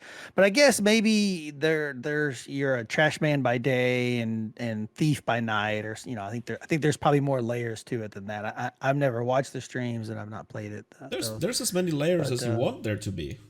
Like no I heard they Pixel- had a serial killer on there, like a character, a person actually played out a serial killer, like was secretly murdering people and stuff. Like I thought that was awesome. Like NoPixel specifically, they had a lot of rules set in the world that you can't basically break. But then when it comes to the RP, the streams that I watched, there was a period of time where I watched a lot of Lyric when he did RP, and like the distance those streamers go to portray these characters in that role playing setting, it's insane. Like they fucking fully commit to that shit, and then like off stream, I assume in like private DMs on Discord or whatever, they like plan out the next day what kind of hijinks they're gonna like run into, and it feels like such an organic world because of those content creators, and like random shit just happens, and it was like the really refreshing content to watch. Because the streamer is like in control of just so little, essentially. Because there's hundreds of other people that are in control of their own thing. But anyone can, like, there's a dude who just, like, he talked to people and then he always ended with glory to the cock. And, like, he wanted people to say that. And then, like, some people were really uncomfortable and he was like, come on, glory to the cock. that's the entire shtick. And I think he like made a church or some shit like for the cock, and like people came in and had like sermons and crap, and it was glory to the cock. Oh, that's great. Wow, that's fantastic. Yeah, I mean, I could totally see. I mean, I've seen videos of people post of different things happening, and they plan the heist and things like that. So, I mean, I can definitely see the appeal to it. But it's incredible what they have done with that game and for that server. Yeah, the modders have the time and effort they put into like mod the game is incredible. It's just insane. But, you got the time. I'm just going to say this. Rockstar can never achieve the level of success with GTA 6 that they have done with GTA 5. It's unreachable at this point. They're just going to release GTA 5 with a new label, dude. It's just going to be the exact same game with 6 slapped on it. Oh, and hopefully a new engine. A sneaky release. No. Literally the exact same game. They don't change anything. It's in all honesty though, kind of like what Northern was just saying. They could legitimately release that game as a remake with an updated engine. Like they could just be like GTA 5 remake. It's like they don't even have to make a 6. They could just, I mean, I think the engine's still got some life in it, but give it another year or two. Gosh, my camera. Give it another year or two, and they very well may be able to. Yeah, don't take anything away. add new engine and maybe like new island, and everyone starts from the beginning, so it's fun again. Because people have played GTA 5 for years now, and they have so much money, and whenever they would like release new stuff, they could just buy it off instantly, and they wouldn't have to like go through the trouble of actually like grinding out money to buy stuff, which is kind of the fun part too. Oh, well, there you go. Yeah, can you not have new servers where you do start from scratch? I mean, can't if they you do already your do own. that? Yeah, You can do your own server. but they don't have hosted servers like that where can make a new character or whatever. I guess I don't see You can just like create a new character, I Yeah. believe. So because I remember seeing like an option change character in the online. So basically, you just have a new character. Yeah, Rose, I believe we talked about game engines on the podcast before, and how essentially little people understand about what a game engine actually is. I'm not gonna go through that entire discussion again. But Bethesda, fucking, for the love of God, create a new game engine. Can't fix what's shit. It was shit. It was shit 20 years ago, and still shit. Yeah. Brutal. Yeah. Rebrand the same engine for the 5th time. Yeah. Pretty much. Pretty much. So, Blizzard has had some news today. Due to unforeseen circumstances, this year's BlizzCon, unfortunately, is cancelled due to the coronavirus. Unforeseen. Yeah. Then coronavirus snuck up on us again. It did. Yeah. Totally This snuck up on sneaky little everyone. bitch. Oh my god. Yeah. That's hilarious. No one saw it coming, man. Yeah. No, BlizzCon. Probably because they just don't have anything Right. to present on BlizzCon. 100%. 100%. Yeah, I mean, that's probably the real reason. Because they could do the same like they did earlier with the online version. They stated in their own like press release that they want to have that, like at-person event, because it's more than just about the announcement and conference. It's about people coming there and celebrating and all that. Like that is what BlizzCon is. And because they can't assure that could happen this year, they decided not to do it at all. And on paper it sounds like a valid, but I would also agree that probably don't have too much. Yeah. Yeah, they just released BC, the Burning Crusade Classic. They just released a ton of info, a bunch of info about Overwatch 2. And what else do they have? What else could they possibly give us down the line that would be anything? Like, nothing. Can we just applaud Blizzard for re-releasing WoW again with like bazillion DLCs? They really know how to get you. It's Blizzard's victory lap. Yeah, that's Yeah. We made this going amazing around, game with like 10 DLCs, and we're gonna do it again. And we're you're gonna buy resell every one of DLC. Because and they're still gonna buy it. They saw like the amount of people that were playing the classic servers before they released classic, and they're like, "Yo, we should monetize this shit. So let's like DMCA those motherfuckers and shut them down, and then we fucking sell them this shit, and boom. Yep. That is the business model. If there's a market for it, they will fucking monetize it. Yeah. That's exactly what I was going to say. They saw how much money people were making off of classic servers. And they said, it's our IP. That's our money. We could make that money. Yeah, exactly. Exactly. And it's crazy how many people are still playing it. Like, and I know that it's not the full DLC or the full expansion cycle that it had originally, because I think the first one was 2 years, and this one was only like a year and a half. So they are going up at a little bit of a faster pace. But still, there's a ton of people that picked it up day one and are still playing it, and they aren't playing regular WoW. So they're paying a subscription fee for a game that isn't actively updated because it's already been updated.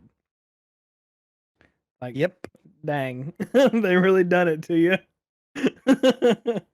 What was the you said And- that they released like a bunch of Overwatch 2 news. Was there Mhm. anything like noteworthy? Because I didn't read anything. Yeah, the Overwatch 2 is going to be 5v5, like in a lot of the new game modes for that.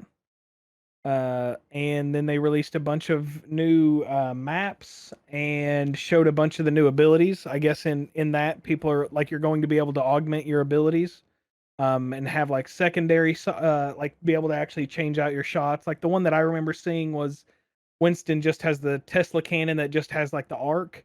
Well, the one that they showed him was like a lightning bolt, and he shot a Pharah out of the sky. So you'll actually be able to like customize your heroes, summon that. They showed a little bit of that. I think they Cool. showed off some. Yeah, I thought that was pretty neat. And then they showed, yeah, and that's one of the things. The tanks will actually be tanks. They're changing those, and they're kind of doing away with off tanks. I think everyone has already agreed that that's the role that has to go with it changing from 6v6 to 5v5. So I thought Overwatch 2 was supposed to be a single player. it's introducing tons of single player stuff, but it's also doing a bunch of other things as well. So I don't know how much of the changes are going to roll back to Overwatch 1. Yeah, that would have been my question. Yeah, I'm not sure. Since you're getting all the heroes, you're continuing to get all the heroes in Overwatch 1, even if you didn't buy 2. I would assume that all those, at least the team size changes, are going to roll back. I think the like ability stuff is more for the PvE things, but I'm not 100% on that. Think they'll have like different servers. I said everything for the new graphics here. All right, so everything is gonna be backported. I was just saying, Yeah. I was wondering if they were gonna have like actual different servers you could select to play classic or Yeah. Overwatch 2 style. I don't know.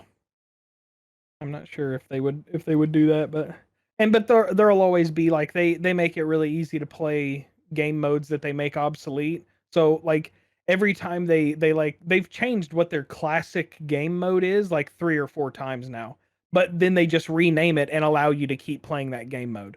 So I won't be surprised at all if there will be like custom game modes where you can still do the 6v6 maps. Yeah. Yeah. So like Yeah, their okay. original classic is called like arcade now, and then it's no limits, and then classic is they moved the new classic to the arcade mode so that you can play the classic and still get your arcade wins for free boxes. And then they have just like the role picking one where you actually lock into what roles you want to play before the game starts. Mm. Okay. So and that they've they've cycled through what they consider their classic mode and then just named it something else so you can still play it. Cool then. I mean, yeah. Yeah. So I think with Keeping 2, I'm options sure that fresh. they'll. Yeah. I think they're really good about that too. Yeah, I have giving you options. But other than that, I don't think. I mean, that's quite a bit, but I don't think they really released too much more information. They showed off some of like the NPCs. I guess you'll also be able to get like friendly NPCs. Like they showed one that you can call in like a big bot that will like move barricades for you and reposition barricades. So yeah, that was pretty neat.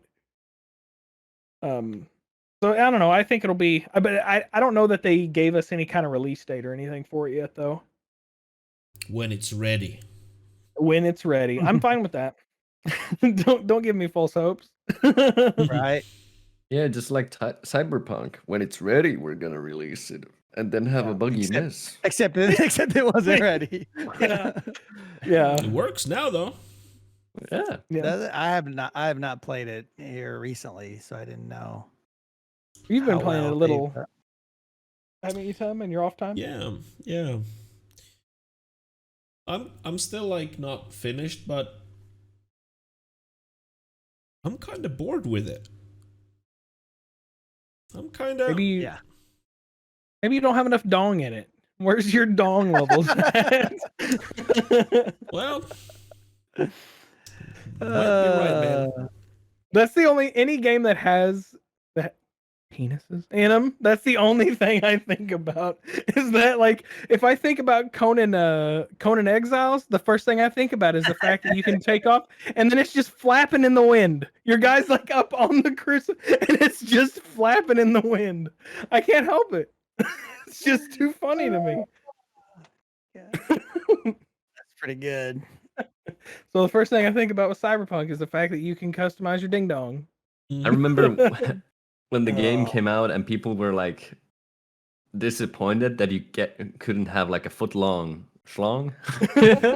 And it only like the max would be like what you can consider humanly possible max. What? And not have like a thing that hits your knee every time you walk. Metrileka. Yeah.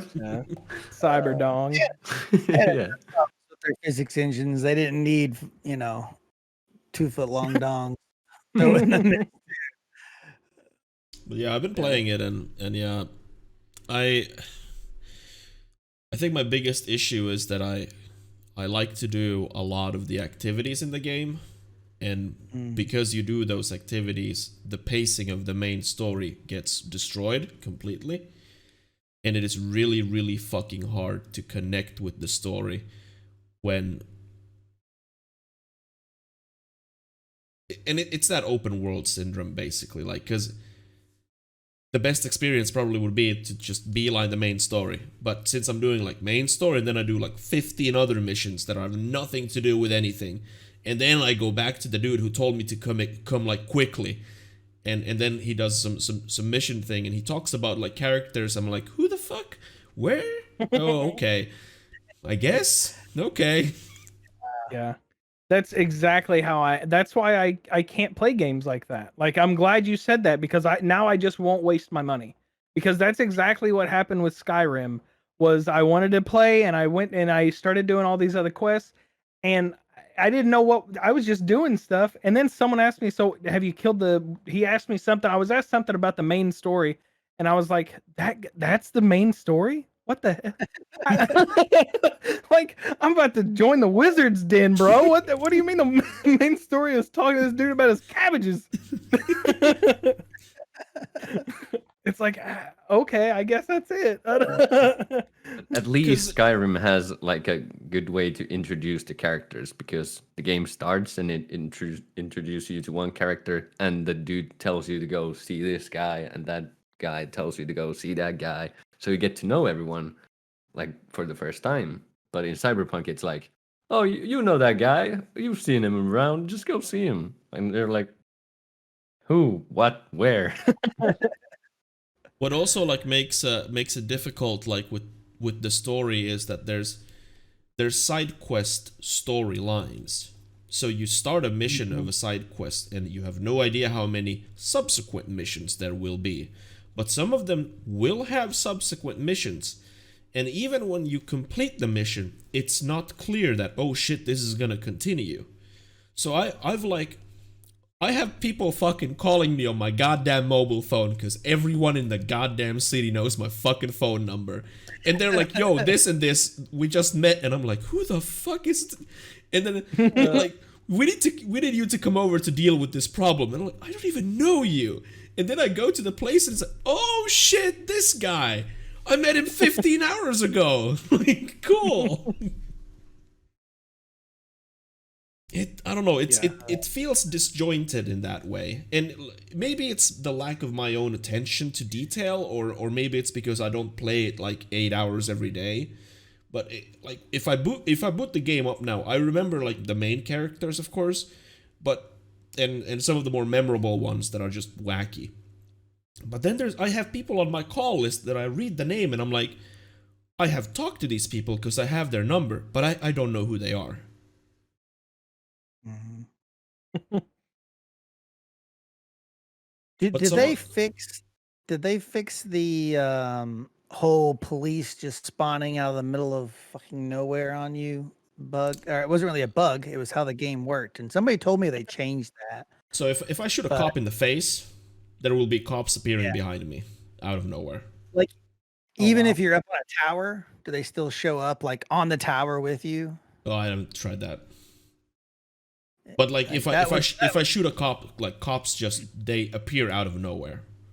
Yeah, and that always bugged me. That was one of my big complaints with the game is like the cops don't have to come from a police station or from anywhere. They don't come from off the map. They literally spawn on you, and you're like, and it's not even mean to shoot that guy in the face, but like I did, and and most games like, all right, shit, I shot that guy in the face. Let me get out of here real quick. But in that, you shoot a guy in the face, they're like, yeah, oh yeah, I want to spawn in your freaking like literally your safe house where you have to get to and freaking spawn in there. Yeah, and that was I heard somebody told me they were going to fix it or they had fixed it, and I just didn't know if they had. Yeah, not, I mean, some sort of fix has been made, like they're in the change logs.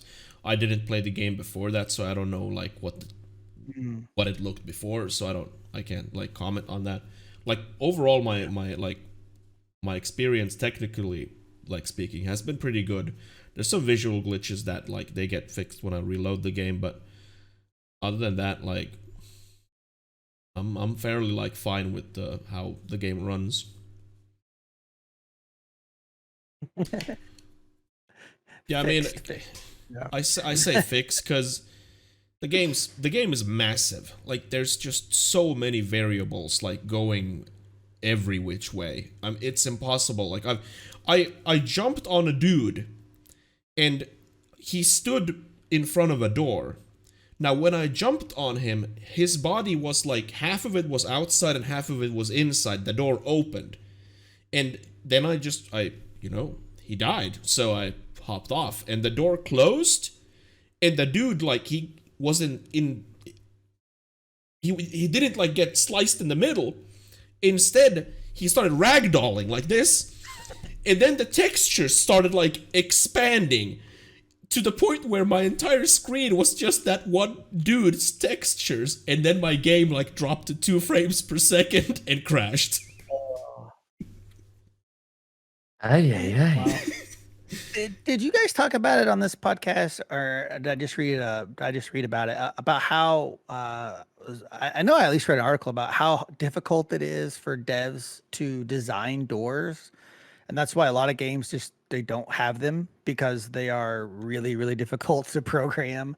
I mentioned Rami Ismail talking about it either on this podcast or on my own stream. Yeah, I thought we had talked about it before. I just couldn't remember if you guys talked about it on here or. Yeah, but apparently, like doors are just incredibly difficult, and no one wants to do doors. Yeah, which I mean, I can't blame them. The whole that's a lot of animating just to open a door. That's why pretty much every post-apocalyptic game doesn't have doors. It's just easier to not have them. Yeah. And I'm sure it's a pain in the butt to have to program in 1 billion moving barricades. Like that's probably just a pain. Why Bethesda doesn't really use doors. You have like loading screens every time you want to go through a door. I heard an interesting quirk about the Bethesda engine, by the way. So you might have seen this in Bethesda games where you enter a room and all the objects that you can pick up, they're slightly above the surface that they're supposed to like stand on, and then they kind of like drop. So this is apparently done because they can't figure out collision in the engine. Mm-hmm. So they would need to basically individually lower all the items so that they make contact with the surface that they're supposed to stand on. But they basically chose to not do that and instead raise them a little bit so that the engine doesn't like fuck up with the collision. Yeah, that's why every time you like in Skyrim you go to like a bar or whatever, you can hear like everything like fall down and see like when you like open your eyes and you can see like the fork going like because it just hit the table. Oh wow, that's Yeah, wild. apparently it's like an issue within the engine that could be fixed, but fixing it would mean more work than what the solution that they have, and it's basically just that they were lazy. Wow. That sounds about right. Yeah, I But believe that. I wonder what happens if you manually move an item around and then leave the room and then come back. Is it still gonna be like put up like off the table? Do you know if every time you go into a building it does that, or does everything only rattle the first time you go in?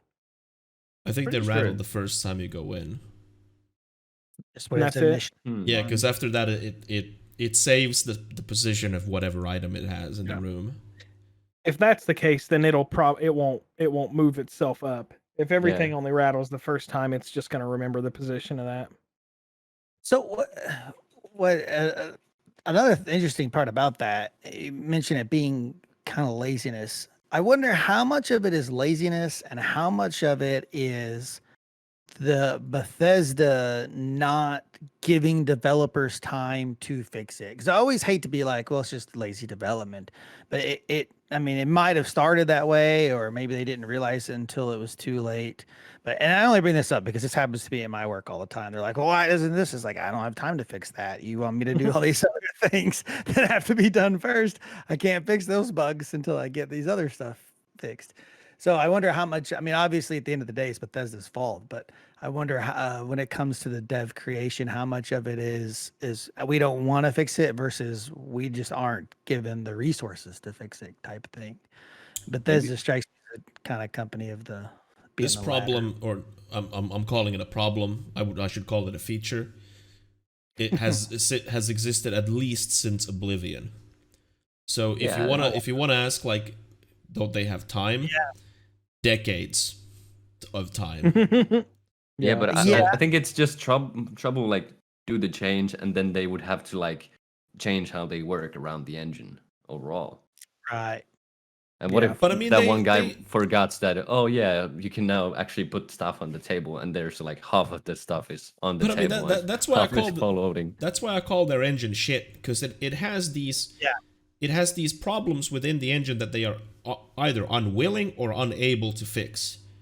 Like you literally don't see, because they upgrade the engine. It's not the same engine as it was 5 years ago. There's constantly been upgrades being done to the engine, and they have these same quirks that persist from game to game to game. Like I've seen the item thing in Oblivion, Skyrim, Fallout 3, New Vegas, and Fallout 4. It like at that point it's a feature when it's in all of your games. Yeah. So either unwilling or unable to fix it. Yeah, and like you've said, Tom, even though it is technically the same engine, there's been revisions of that engine between Oblivion and now. There has been opportunities that those things could be worked out, and they choose not to because it's easier just not to. Yeah, I fully believe that it's a conscious decision they've made to not fix it. It's so ingrained. Yeah. They just sorry. Yeah, I mean, basically done, yeah. Because it can't be anything else, because if they're unwilling to fix it, then I really go back to switch the fucking engine then. If they're unable, or no, sorry, if they're unable to fix it, then they should switch the engine. If they're unwilling, then hire more people to fucking upgrade the engine to the point where it doesn't look like we're playing a game from like 15 years ago. But you are. I mean, essentially, if the same bugs and everything, like if you still have to get used to those same bugs after 15 years, you are just playing the same game. It's just a different skin. modders were literally happy when like new versions of the creation engine comes out, because the same bugs exist in the new versions that they already know how to work around them, so that they don't have to relearn shit and like troubleshoot stuff. That's why modders really like the creation engine, because it's super easy to use, because it stays the same so much. Yeah. Do you think Bethesda's gonna release Skyrim to PlayStation 5? Definitely. Yes, A 100%. decade-old game, re-released. Let's go. Dude, Well, when is look at why GTA wouldn't 5 is coming out too, so why not? Yeah, that's right. Didn't it come out like around the same time? Skyrim is 2012 maybe? 2011. Yeah, When was GTA 5 is GTA 2013. 13? Okay. Yeah, well, basically the same time, But yeah, definitely. Same kind of. Yeah, I 100% though. yeah. Whenever they turned the joke about Skyrim on Alexa into an actual product, I knew then that they had no shame. Yeah. Like that. I that was honestly believe that porting that game, because it's been ported so many times, it's probably the easiest game to port anywhere. They hire one intern to fucking do it. Like, your job, you have 3 weeks, brother. It goes to the PS5, and it's like, yes, Yeah. please. And he's like, he could be like, well, what if I don't know how to do it? And nobody does. It'll work. It just works. Yeah, Rose, I don't know the extent of that product, but there is like some amount of Skyrim that you can verbally play. Yeah. It was like specifically a joke for first, and then they actually released it. Yeah, there's a Skyrim skill, and it's like a story. Essentially, it'll like ask you what you want to do. I wonder if there are many like choose your own adventure skills. I wonder if that's a thing that people do. Because that could be kind of fun. Have a choose your own adventure book on Alexa. Oh, I didn't mean to send that link You to it. son of a bitch. Son of a bitch. I I can't used even the remove smile. it. Wow. Well, we I, should wrap uh, up. We Oh, should well, wrap up that's- if people don't want to talk anymore. Or if you have something to say, now would be the time to say stuff. Nope, I think we're good. We're done. Next Yeah. month is going to be a little bit different for us. So details are not ironed out. But we are going to do the first episode normally, which is going to be the 9th of June. And whenever I get my new schedule, which should happen honestly this week, we're gonna try our hardest to have a E3 episode like directly after E3, around like the 17th or 18th or whatever. Maybe even like, well, 16th doesn't work. The point is to just be relevant, I guess. And we'll decide if we have like a normal second episode on after that. But details will be available, definitely available when we are live next time, which is the 9th. That is going to happen. Who will be here? No one knows. I will, though. I will be here. Do my damnedest. And yeah, and that is gonna specifically be like the pre E3 episode. I'm gonna hype E3 to the moon and back, because I love E3 with all of its corporate bullshit. Yeah. I eat it up. They know what I want. Yep. And it's hype. Yep. Hope. Yeah, hopefully it's good. Yep. It's gonna be so good.